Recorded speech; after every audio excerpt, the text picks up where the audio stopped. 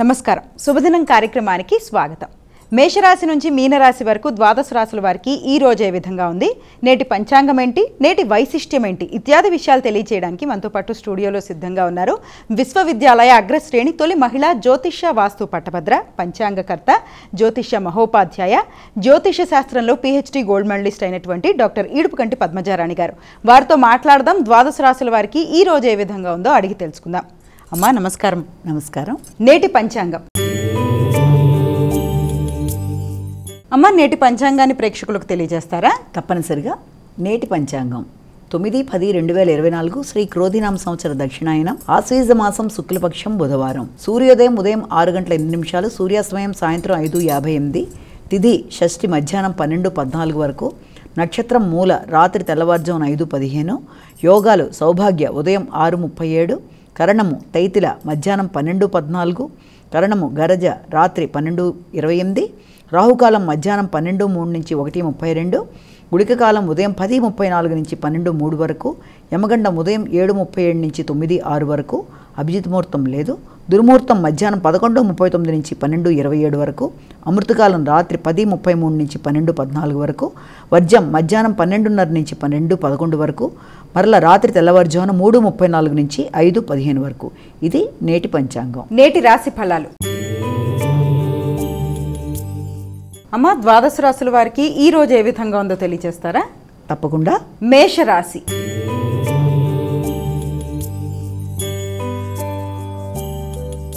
అమ్మ, మేషరాశి వారికి ఎలా ఉంది ఈరోజు?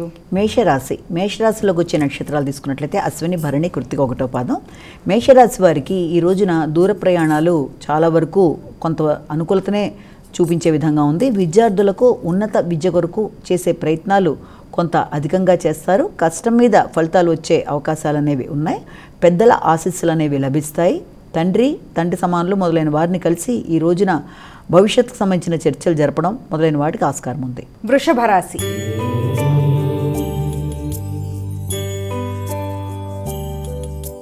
అమ్మ, వృషభ రాశి వారికి ఎలా ఉంది ఈరోజు? వృషభ రాశిలోకి వచ్చే నక్షత్రాలు తీసుకున్నట్లయితే కృత్తిక, రోహిణి, మృగశిర 1-2 పాదాలు.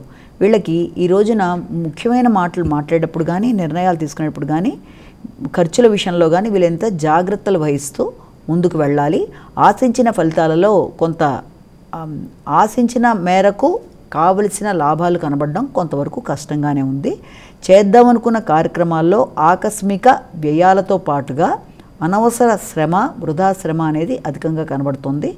అలాగే ఆరోగ్య విషయంలో చాలా వరకు శ్రద్ధ తీసుకుంటూ ముందుకు వెళ్ళే ఆవశ్యకత ఒకటి కనబడుతోంది. ముఖ్యమైన పనులు, ముఖ్యమైన ప్రయాణాలు మొదలైన వాటిల్లో అనుకోని ఆటంకాల వల్ల కొంత చికాకులు ఎదురయ్యే అవకాశం ఉన్న రీత్యా జాగ్రత్తగా చూసుకుంటూ ముందుకెళ్ళాలి. మిథున రాశి.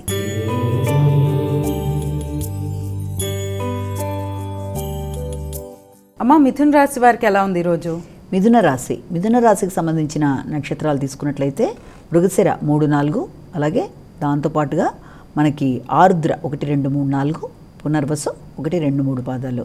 ఈ రోజున వీళ్ళకి సంఘంలో నూతన పరిచయాలు, ఆ నూతన పరిచయాల ద్వారా వాళ్ళు ఆశించిన కార్యక్రమాలని వీళ్ళు సాధించుకోగలిగిన నేర్పు లభించడం అనేది, అలాగే వీరికి సంబంధించిన గుర్తింపు, గౌరవం మొదలైన వాటికి, అలాగే కళాకారులకి అనుకూలమైన సమయంగా అనుకోవచ్చు. ఆర్థిక అంశాలకు కానీ, ఆదాయ వ్యవహారాలకు కానీ సంబంధించిన విషయాలలో కొంత కీర్తి ప్రతిష్టలు పెరగడం, వ్యక్తుల ద్వారా, పరిచయాల ద్వారా మీ యొక్క ఆదాయ అభివృద్ధి జరగడం మొదలైన దానికి ఆస్కారం అనేది ఒకటి ఉంది. కర్కాటక రాశి.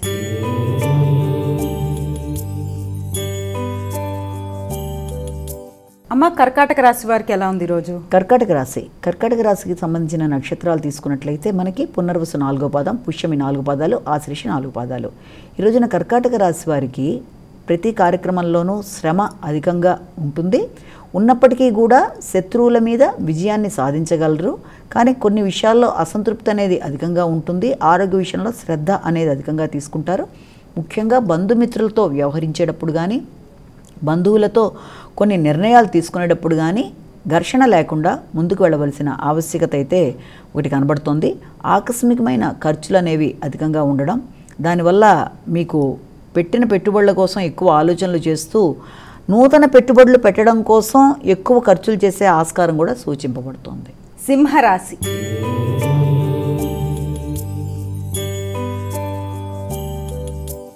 అమ్మ సింహరాశి వారికి ఎలా ఉంది ఈరోజు? సింహరాశిలోకి వచ్చే నక్షత్రాలను మనం పరిగణలో తీసుకుంటే మఖ, పుబ్బ, ఉత్తర, ఒకటో పాదం ఇవన్నీ కూడా సింహరాశిలోకి వస్తాయి. సింహరాశి వాళ్ళకి ఈ రోజున మానసిక ప్రశాంతత అనేది ముఖ్యమైన వ్యక్తులతో మాట్లాడేటప్పుడు కొంతవరకు తక్కువగా ఉంటుంది. అంటే సంతానం సంబంధించిన విషయాలలో, లేకపోతే వారికి పెట్టే పెట్టుబడులకు సంబంధించిన విషయాలు కానీ, వారి విద్యాపరమైన అంశాలలో కానీ, లేకపోతే ఆత్మీయులతో సంప్రదించి వారి కోసం ఏదైనా మీరు ఖర్చులు చేసేటప్పుడు కానీ, వీటి విషయాలన్నింటిలో కూడా మీరు కొంత జాగరూకతతో వ్యవహరిస్తూ ముందుకు వెళ్ళాలి. అయినప్పటికీ కూడా మీరు చాలా దృఢ నిశ్చయంతో మీరు కొన్ని నిర్ణయాలు తీసుకుంటూ ముందుకు వెడతారు. ఆ విషయంలో మీరు ఆశించిన లాభాలు మిశ్రమ స్థాయిలో ఉండడం అనేది జరుగుతుంది. అలాగే మీ కుటుంబ వ్యవహారాల విషయంలో మీకు ఆకస్మికంగా కొంత అభివృద్ధికరంగా ఉండడం, అంటే ఆదాయ విషయం కావచ్చు, లేకపోతే దూరం నుంచి వర్తమానాలు కావచ్చు, కుటుంబ సభ్యుల వృత్తిపరమైన విషయాలలో ఆశించిన ఫలితాలకి అనుకూలత అనేది కనబడుతుంది. కన్యా రాశి.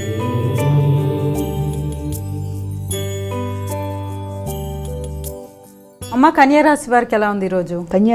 కన్యారాశిలోకి వచ్చే నక్షత్రాలు ఉత్తర మిగిలిన పాదాలు, అలాగే హస్త 4 పాదాలు, చిత్త 1-2 పాదాలు. ఈరోజున కన్యారాశి వాళ్ళకి కుటుంబ వాతావరణంలో కొంత గృహ వాతావరణం, కొంత అనుకూలత అనేది మిశ్రమ ఫలితాలు ఇవ్వడం అనేది ఒకటి.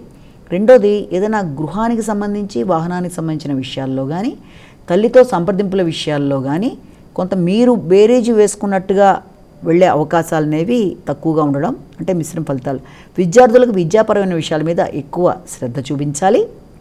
అలాగే నూతన విషయాలు నేర్చుకునే అవకాశాలు అనేవి విద్యార్థులకు విద్యాపరంగా ఉండడం అనేది, హాస్టల్ వసతి కొరకు చేసే ప్రయత్నాలు చాలా వరకు అనుకూలతని చూపించే విధంగా ఉండడం అనేది చెప్పొచ్చు. అలాగే చమత్కారంగా మాట్లాడుతూ పనులని సాధించుకుంటూ సమయస్ఫూర్తి నిర్ణయాలు తీసుకుంటూ ముందుకు వెళ్ళగలుగుతారు. తులారాశి.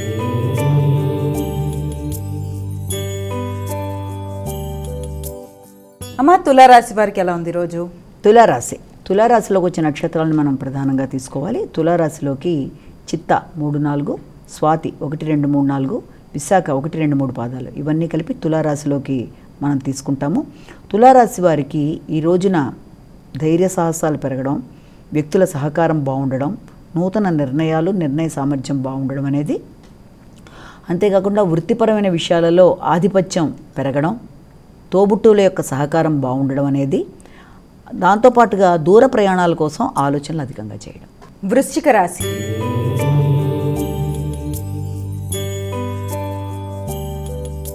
అమ్మ వృశ్చిక రాశి వారికి ఎలా ఉంది ఈరోజు? వృశ్చిక రాశికి సంబంధించిన నక్షత్రాలు తీసుకున్నట్లయితే విశాఖ 4వ పాదం, అలాగే అనురాధ 4 పాదాలు, జ్యేష్ఠ 4 పాదాలు. వృశ్చిక రాశి వారికి ఈ రోజున కుటుంబ ఆదాయ విషయాలు కానీ, కుటుంబ సభ్యులతో చర్చలు జరిపేటప్పుడు కానీ కొంత ప్రశాంతత అనేది కొంతవరకు తక్కువగా ఉంటుంది. అంటే ఆదాయం రావలసినది కొంత ఆటంకాలు జరగడం అనేదో, లేకపోతే ఆకస్మికంగా ఒకదానికి అనుకున్న ధనం ఇంకోదానికి ఖర్చు అవ్వడం కానీ, మీరు ఇచ్చిన వాగ్దానాల మీద మీరు నిలబెట్టుకునే విషయంలో కొంత ఇబ్బందులు లాంటివి ఎదుర్కొనే అవకాశం ఉంది. కాబట్టి వీలైనంతవరకు ఘర్షణలకి దూరంగా ఉండడం, ఆకస్మికమైన ఖర్చులకి అవకాశం ఉన్న రీత్యా ఖర్చుల విషయంలో పొదుపు పాటిస్తూ ముందుకు వెళ్ళే పరిస్థితులు చూసుకుంటూ ముందుకు వెళ్ళడం, ముఖ్యంగా తండ్రితో కానీ పెద్దలతో కానీ సంప్రదింపులు జరిపేటప్పుడు, మాట్లాడేటప్పుడు ఘర్షణ లేకుండా జాగ్రత్త తీసుకోవాలి. ధనస్సు రాశి.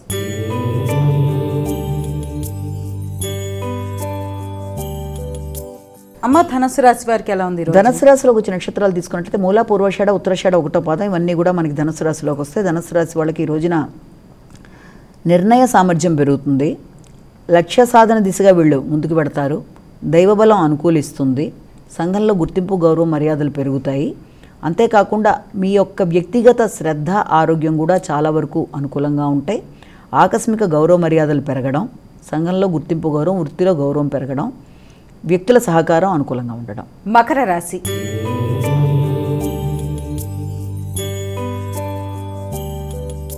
అమ్మ మకర రాశి వారికి ఎలా ఉంది ఈరోజు? మకర రాశిలోకి వచ్చే నక్షత్రాలను మనం ప్రధానంగా తీసుకున్నట్లయితే మకర రాశిలోకి వచ్చే నక్షత్రాలు మనకి ఉత్తరాషాఢ 2, 3, 4, తర్వాత శ్రవణం 1, 2, 3, 4, ధనిష్ట 1, 2 పాదాలు ఇదంతా కూడా మకర రాశిలోకి మనం తీసుకోవడం జరుగుతుంది. మకర రాశి వాళ్ళకి ముఖ్యంగా ఈ రోజున శారీరక శ్రమ అనేది అధికంగా ఉండడం, అలాగే వృత్తిపరమైన ప్రయాణాల వల్ల కొంత శ్రమ అనేది పెరగడం అనేది, భాగస్వామి వ్యవహారాల్లో ఖర్చులు అధికంగా ఉండడం, జీవిత భాగస్వామికి బహుమానాల కొరకు ధనాన్ని ఖర్చు పెట్టడం, అలాగే ఏదైనా రుణాలు ఉంటే వాటిని చెల్లించడం కొరకు కూడా మీరు ఖర్చులు అధికంగా చేయడానికి ఆస్కారం అనేది ఒకటి కనబడుతోంది. కుంభరాశి.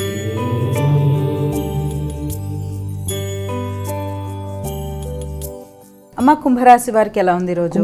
కుంభరాశిలోకి వచ్చే నక్షత్రాలు తీసుకున్నట్లయితే మనకి ఈ యొక్క ధనిష్ట 3, 4, శతభిషం 1, 2, 3, 4, పూర్వభద్ర 1, 2, 3 పాదాలన్నీ కూడా కుంభరాశిలోకి రావడం జరుగుతుంది. కుంభరాశి వాళ్ళకి ఈ రోజున ఆశించిన ఫలితాలు అనుకూలతని సిద్ధింపచేస్తాయి. ఆరోగ్యపరంగా కానీ లేకపోతే వృత్తిపరంగా ఎదురు చూస్తున్న సమాచారాన్ని కానీ మీరు అందుకోవడం, అవి ఇప్పటిదాకా ఆగుతూ వచ్చిన పనులు చాలా వరకు ముందుకు వెళ్ళడం, ఇష్టకార్య సిద్ధి, చిన్ననాటి మిత్రుల సహకారం, దూర ప్రదేశాల్లో ఉండే వ్యక్తుల సహకారంతో అనుకున్న పనులు సాధించడానికి మీరు చాలా పడుతున్న కృషికి కొంతవరకు ఇవాళ ఆశాజనకంగా ఉండడం అనేది జరుగుతుంది. మీనరాశి.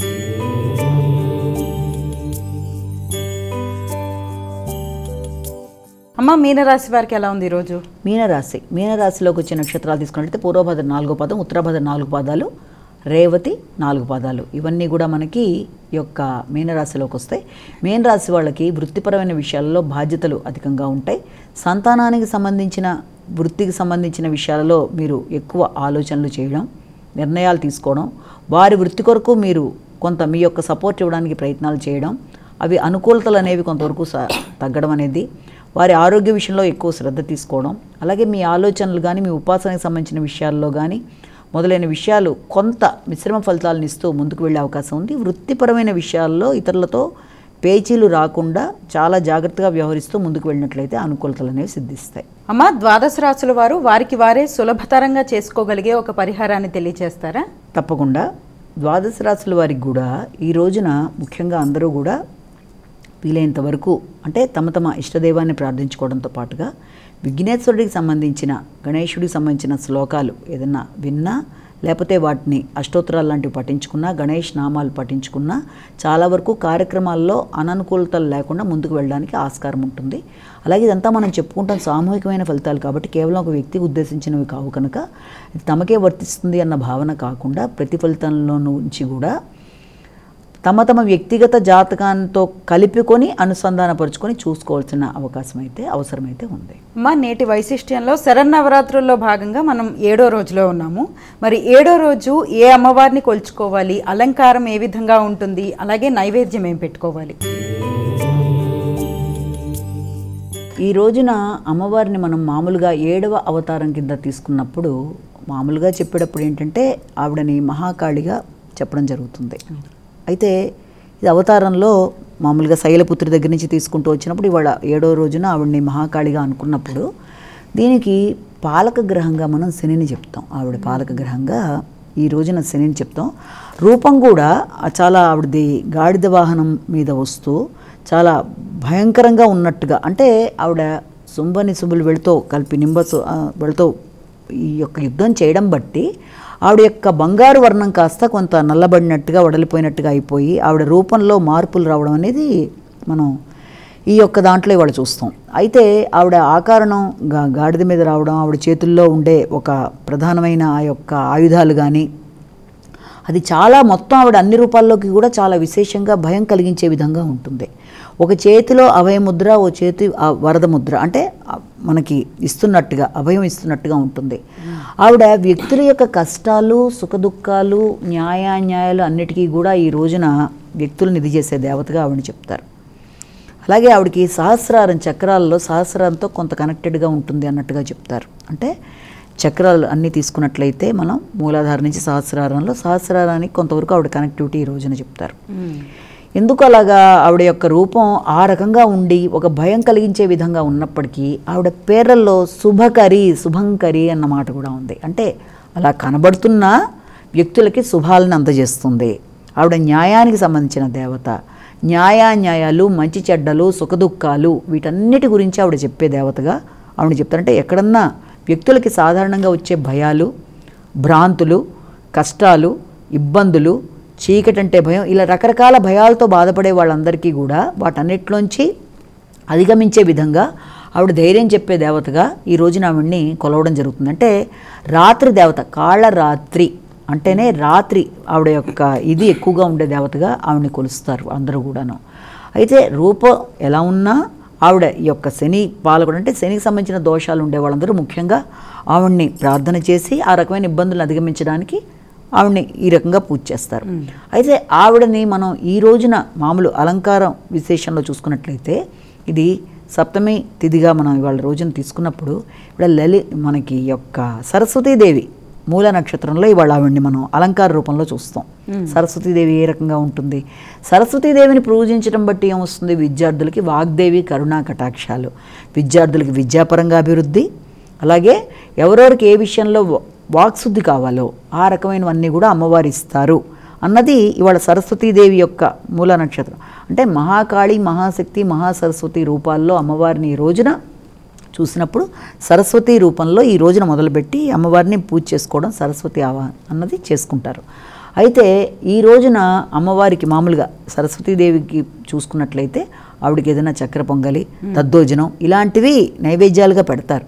కానీ ఇక్కడ మనం తీసుకున్నట్లయితే ఇప్పుడు ప్రదేశాల్లో మార్పు ఉంటుంది. ఇప్పుడు నార్త్ ఇండియన్స్ అలంకారం, అవతారంలో ఆవిడ శుభకరి, ఆవిడ యొక్క గార్ధబ వాహనం మీద పెడుతూ ఆవిడ రూపం, ఆవిడ యొక్క మెడలో మెరిసే ఒక నెక్లెస్ లాగా, అంటే జుట్టంతా చిందరవందరగా అలా ఉన్నప్పటికీ కూడా ప్రపంచంలో అందరికీ ఆవిడ ధైర్యాన్ని ఇస్తుంది. కాబట్టి ఆమెను వాళ్ళు ఏ ఉద్దేశంతో కొలుస్తారు అని కనుక మనం చూసినట్లయితే అమ్మవారిని ప్రధానంగా డిటాచ్మెంట్స్, అంటే అన్నిటి మీద మనకి ఏమీ రకమైన ఇది లేకుండా, అంటే స్థితప్రజ్ఞత కోసం, అలాగే ప్రతి విషయంలోనూ భయాందోళన నుంచి దూరంగా ఉండడం కోసం ఇవాళ అమ్మవారిని విశేషంగా పూజ చేస్తారు. అంటే ఆవిడని పూజ చేయడం బట్టి వీటిలోంచి వ్యక్తులు బయటపడతారు అన్నట్టుగా. అలాగే ఆవిడకి ఏ రకంగా నైవేద్యం పెడతారు? మామూలుగా బెల్లంతో సంబంధించిన స్వీట్లని పెడతాం, అంటే నార్త్లో అయితే అలా చేస్తారు. ప్లస్ దాంతోపాటుగా ఏంటంటే మామూలుగా ఇవాళ అమ్మవారికి ఈ యొక్క ప్రధానంగా ఈ యొక్క కలగూర కదంబం అనే రూపంలో అమ్మవారికి ప్రసాద నైవేద్యాలు పెట్టడం అనేది కూడా చాలా చోట్ల చేస్తారు. అంటే ఈవిడ్ని పూజించడం బట్టి వ్యక్తికి ఆవిడ న్యాయ పరిపాలన అని చెప్పాను కదా, మంచి చెడు ఏదన్నా విచక్షణ, తను ఏం చేస్తున్నాడు అన్నదానికి ఒక క్లారిటీ వస్తుంది. అంటే ఆ రకంగా అమ్మవారిని రోజున ఈ అవతారంలో ఆవిడని పూజ చేస్తారు. కాబట్టి ఆవిడని మహాకాళిగా, ఆవిడకి సంబంధించిన దేవాలయాన్ని తీసుకున్నా కూడా మనకి నవదుర్గల్లో ఒకటైనా మనకి వారణాసిలో ఇక విశ్వనాథ స్వామి టెంపుల్కి జస్ట్ 400 మీటర్ల దూరంలోనే ఆవిడ టెంపుల్ ఉంటుంది. అక్కడ ఆవిడ యొక్క ప్రధానమైన ఒక దేవాలయం అమ్మవారికి సంబంధించి నవదుర్గల్లో ఒకటైన మహాకాళికి. అంటే చాలామంది కాళీ వేరు అంటారు, ఒక్కళ్ళు ఒక రకంగా. అయినప్పటికీ ఆవిడ న్యాయ దేవతగా, ఆవిడ ఒక రూపంగా ఈవిడ గురించి ఈ రోజున చెప్తారు. ఆవిడ ఆ రూపంలోకి రావడానికి కూడా కారణం అంటే రాక్షసులతో యుద్ధానంతరం ఆవిడ యొక్క బంగారు రంగు అలా కొంత తగ్గి ఆ రూపంలోకి రావడం జరిగిందని చెప్తారు. ఈనాటి అవతారం కాళీ, అలాగే అలంకారం శైలపుత్రి. నో ఆ కాళీ అవతారం మహాకాళిగా చెప్తారు 7. అలాగే ఇప్పుడు మనం వాళ్ళ దగ్గర యొక్క దుర్గామల్లేశ్వర దేవస్థానం వివిధ ప్రదేశాల్లో చేసిన అలంకారాల్లో ఇవాళ ఆవిడని సరస్వతి రూపంలో, ఆవిడికి మూల నక్షత్రం సరస్వతి రూపంలో ఇవాళ ఆవిడని కొలుస్తారు. ఓకే, వాటి వెనకాల ఉన్న అర్థాలు కూడా బాగా చెప్పారమ్మా. ఆ విధంగా ఆవిడ ఎందుకు అలంకారం, కాళీ అమ్మవారి అవతారం ఎందుకు తీసుకున్నారు అనేది కూడా బాగా చెప్పారు. అలానే అంటే ఒక శక్తిపీఠం గురించి కూడా మాట్లాడుకుందాము, ప్రేక్షకులకి తెలియజేస్తారు. శక్తిపీఠాల్లో మనం ఇక్కడ ప్రధానంగా ఇవాళ చెప్పుకోబోయే మరొక శక్తిపీఠం ఏంటంటే మధ్యప్రదేశ్లో ఉండే ఉజ్జయిని. ఎందుకు ఉజ్జయిని మనం అంటూ ఉంటాం, మహాకాళి టెంపుల్ అంటాం, మహాకాళేశ్వరుడు అంటాం ఆయన్ని. అంటే ఇది ఒక జ్యోతిర్లింగం ఉంది అక్కడ. విశేషత ఏంటంటే ఈ యొక్క ఉజ్జయిని మహాకాళి టెంపుల్కి అక్కడ ఆవిడ శక్తిపీఠం, 9వ శక్తిపీఠం. ఆవిడ శివుడు ఆలాహలం మింగినప్పుడు, ఆయన గరళకంఠుడిగా ఉన్నప్పుడు ఆయనది అక్కడే ఆపగలిగిన శక్తి ఆవిడికి మాత్రమే ఉంది, గొంతులోకి కూడా వెళ్లకుండా. అంటే ఆవిడ అలా పట్టుకుంటే అది కూడా ఆగింది. ఆవిడని ఎదిరించే శక్తి ఎవరికీ లేదు. అంత విశిష్టమైన ఉజ్జయినిలో ఉంది. అసలు ఉజ్జయిని అంటేనే మనకి చాలా చాలా చాలా ప్రాముఖ్యత కలిగిన ప్రదేశం అన్ని రకాలుగా కూడా. అది విద్యాపరంగా అనుకో, అక్కడ చూడవలసిన ప్రదేశాలు అనుకో. అలాంటి ప్రదేశంలో ఈ అమ్మవారు క్షిప్రా నది దగ్గర ఈవిడిది చక్కగా మనం ఈ యొక్క లైన్ ఆఫ్ కర్కాటక రేఖ పెడుతూ ఉంటుందంటారు చూసావా, అది వెళ్ళే ప్రధానమైన ప్రదేశాల్లో మనం ఈ ఉజ్జయినిని కూడా చెప్తాం. ఉజ్జయినియే దాని యొక్క మిడిల్లో పెడుతుంది. అయితే ఈ ఉజ్జయినిలో అమ్మవారు మహాకాళిగా ఆవిడ్ని కొలుస్తారు. అలాగే శివుడికి మహాకాళేశ్వరుడుగా ఆయన్ని అక్కడ భస్మహారతులు అవి జరుగుతూ ఉంటాయి. జ్యోతిర్లింగం ఆయనది విశేషత అనేది చాలా అధికంగా ఉంటుంది. అక్కడ ఆవిడ గురించిన స్టోరీలు రకరకాలుగా అంటే ప్రదేశంలో ఉంటాయి కదా. మనం వింటే కాళిదాసు గురించి, కాళిదాసుకి నాలిక మీద ఆవిడ బీజాక్షరాలు రాసింది అక్కడే.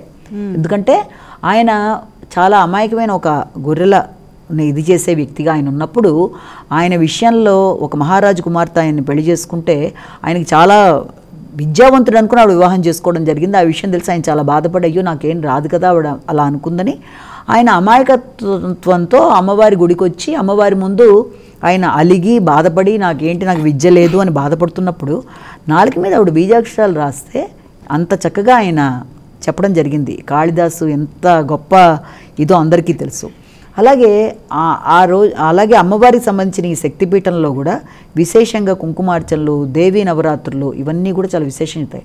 అంతేకాకుండా ఇక్కడ మంగళనాథ్ టెంపుల్ అని చెప్పి ఈ యొక్క కుజుడు అంటారు, కుజుడి సంబంధించిన ఇబ్బందులు పడే వాళ్ళందరూ అక్కడికి వెళ్ళి మొత్తం దేశం మొత్తంలో అక్కడ ఒక చోటు ఉంది, అంగారగుడికి సంబంధించిన అక్కడ ఆయన పుట్టిన ప్రదేశం అంటారు దాన్ని.